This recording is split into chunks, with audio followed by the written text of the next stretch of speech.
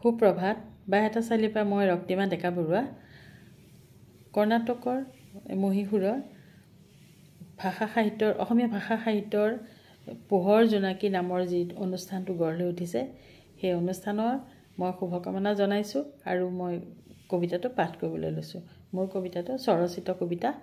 কবিতাটোৰ শিৰোনামা হৈছে অ ছোৱালীবোৰ। অ ছোৱালীবোৰ, মৰমৰ ছোৱালীবোৰ, এতিয়া তোমাৰ দৰদামৰ দিন চলিছে।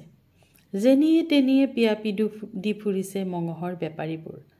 অ ছোৱালীবোৰ, আজলি ছোৱালীবোৰ, হুঁচিয়াৰ হোৱা। তোমাৰ শিক্ষাগুৰু, তোমাৰ টিউচন মাষ্টৰজনেও বিক্ৰী কৰি দিব পাৰে তোমাক কামাতিপুৰা, সোণাগাছি অথবা হাৰিয়ানাৰ আন্ধাৰ গলিত।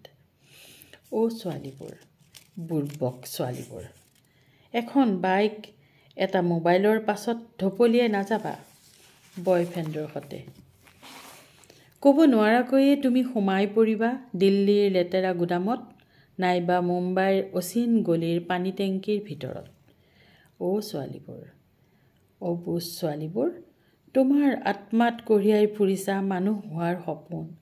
তুমিতো জনা নাই শৰীৰৰ খলা বোমাবোৰ বঙহেই কৰিছে নিলাম।